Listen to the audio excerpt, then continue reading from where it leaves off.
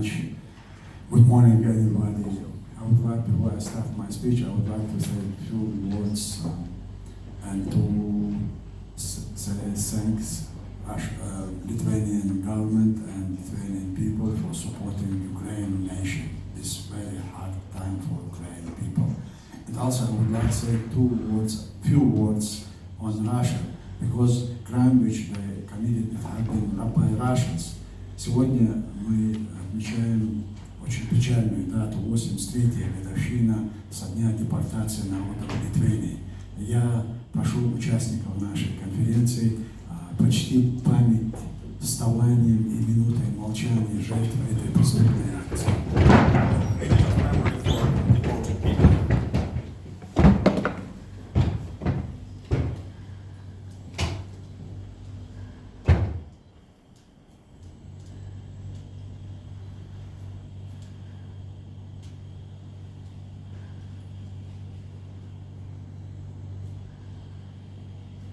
Спасибо, пожалуйста, садитесь.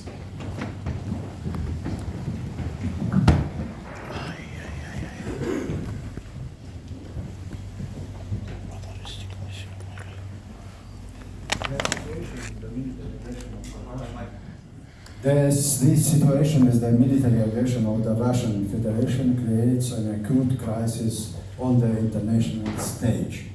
History shows that Russia, having achieved success in one military campaign, does not stop there. Examples of this can be seen in Chechnya, Georgia, Ukraine. Today we see the continuation of Russia's aggressive policy in Ukraine, which threatens the security and the stability not only of Europe, but of the entire world. The first example that must be considered in Second Chechen War. On May 12, 1997, President Yeltsin and President Maskhadov, Chechen Republic, signed a peace treaty.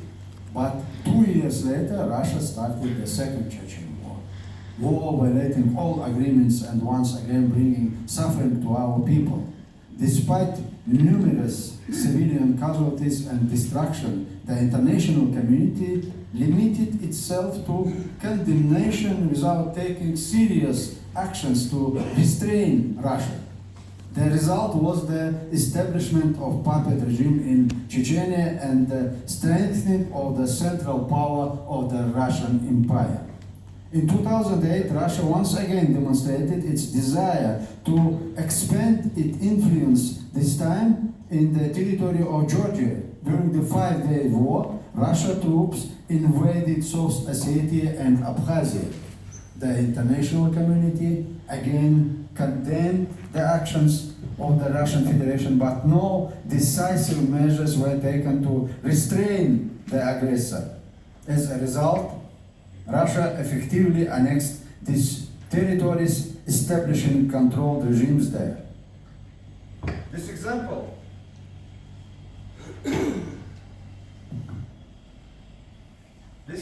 shows that absence of those measures from West only encouraged the Russian Federation to further aggressive actions. In 2014, Russia annexed Crimea and supported separatist movements in eastern Ukraine, leading a prolonged armed conflict. The West imposed sanctions against Russia, but they proved insufficient to stop the aggression. The annexion of Crimea and support of the separatists in Donbass become further confirmation that Russia will not stop unless it meets serious resistance. Today, Russia continues to military actions of the territory of Ukraine, delivering devastating to civilian infrastructure and causing a humanitarian catastrophe. If the Western coalition does not take decisive measures now, there is high probability that Russia Federation will continue to expansion into other Eastern European countries. Russia's aggression undermined international norms and principles, threatening global security. The Western coalition must take decisive steps to stop the Russian troops This will not only help protect Ukraine's sovereignty, but also prevent further escalation of the conflict, stabilizing the situation in Europe and ensuring international security. The imperial ambitions of Russia expressed in the aggressive policies of recent decades rose a serious threat to neighboring countries. Lithuania, Latvia, and Estonia, former Soviet republics, are especially vulnerable to possible aggression from the Russian Federation in the future. Russian nationalists do not hide their intentions to take revenge and regain control over these countries. One of the key problems is the influence of Russian propaganda on the youth. Under the leadership of Putin, the ideology of great Russian chauvinism, which glorifies military victories and justifies aggressive foreign policy, is actively spread in Russia. This shapes into generations who perceive expansion and domination as the norm. If this process is not stopped today, our children and grandchildren will have to face an even more aggressive and militarized Russia. The children and grandchildren of today's Europeans who have grown up the comfortable conditions of democracy and freedom may find themselves unprepared to fight a new wave of Russian aggression. European democratic values based on human rights and the rule of law sharply contrast with the aggressive and authoritarian tendencies promoted by Russia. Aggressing Russia's imperial ambitions today is not just a matter of current policy, but a guarantee that future generations can live in peace and stability.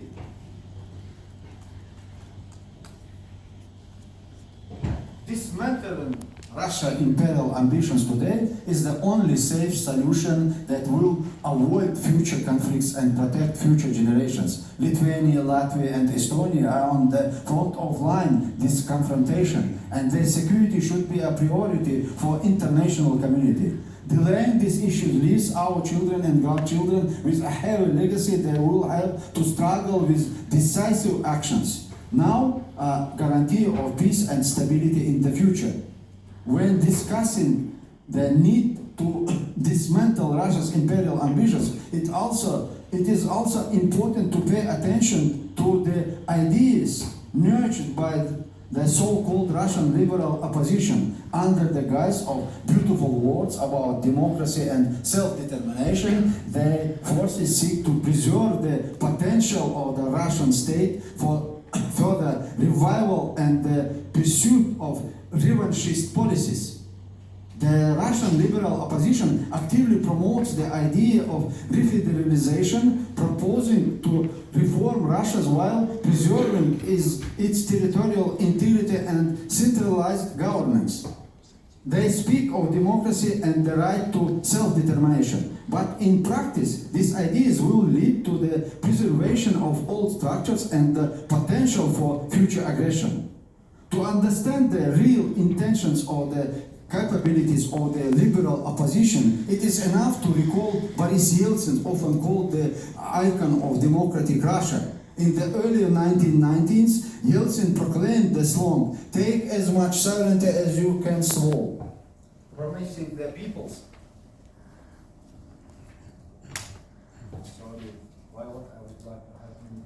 My speech there, of Russia autonomy and self-determination. However, it soon became clear that these promises were empty. In 1994, under the pretext of restoring constitutional order, Yeltsin launched a military campaign against independent Chechnya, violating all the principles he had himself proclaimed.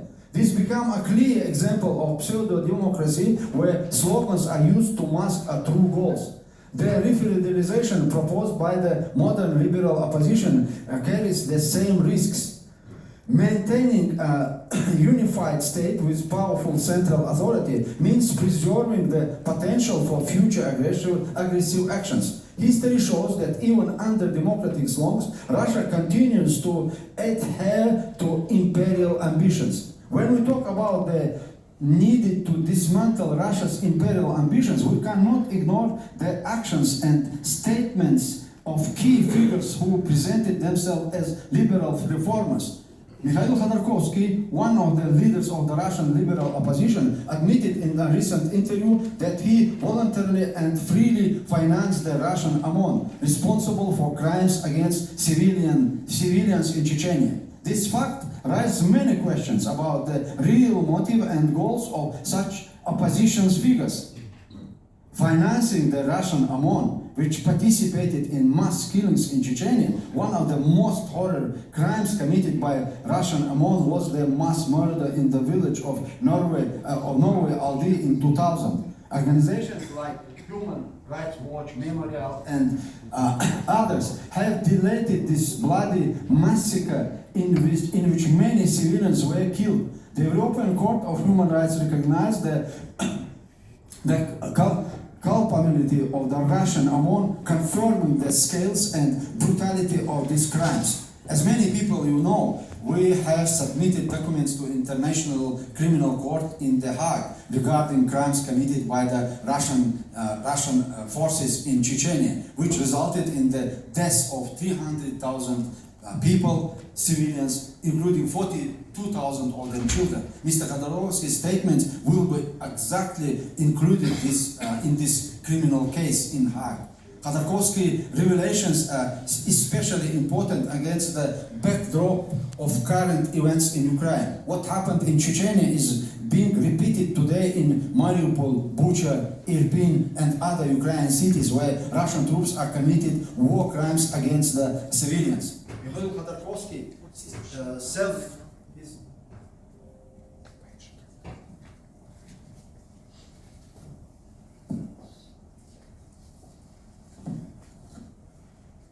his self-addressed not the Russian opposition but to the Russian people indicates his political ambitions in Russia in the future. He seeks to be one of us for the majority of Russian society by planning on nationalist and anti-Chechen sentiments. In this sense, Khodorkovsky is not much different from Putin, representing the same imperialist in a different guise.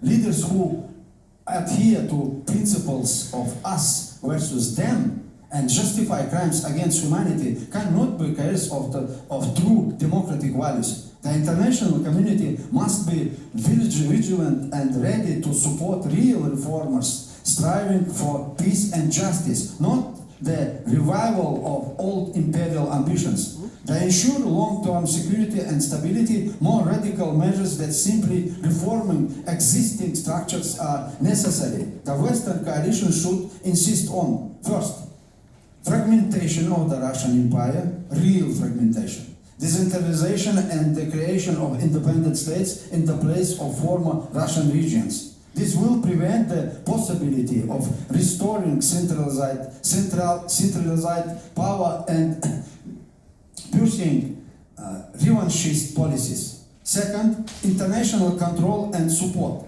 The international community must play an active role in supporting a new independent states, ensuring their security and facilitating the development of democratic institutions. Third, propaganda.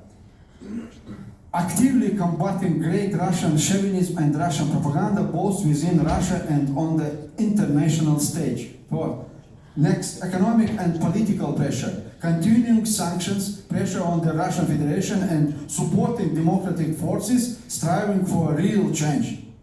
In conclusion, I would like to address the Lithuanian parliament. The State Committee for the Occupation of the Chechen Republic of Ichkeria, created by decree of the legitimately elected President Aslan Maskhadov, has been worked in exile for many years.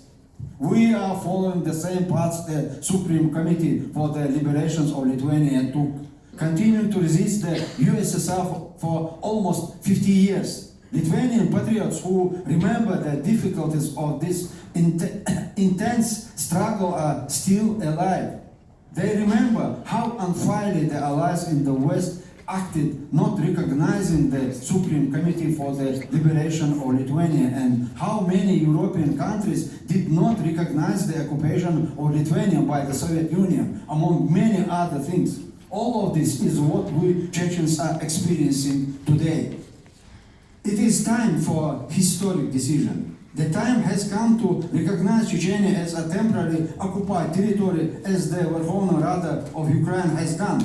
By this step, you will strike a blow against the prison of nations. Russia restored historical justice and contribute to our struggle. This decision will help not only Chechnya, it will support Ukraine and serve the interests of all of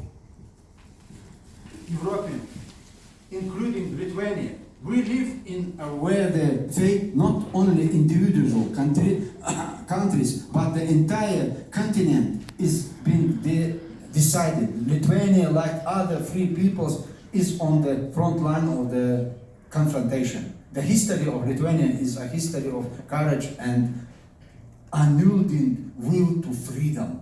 Let your example inspire other countries to support justice and truth. By restoring historical justice, we will strengthen the foundation of a free and peaceful future for all the peoples of Europe. Thank you for your attention and support. Your solidarity and determination today are seeds of hope and strength for all of us. Together we can create a future where every nation will be freedom and dignity. Thank you very much. Thank you.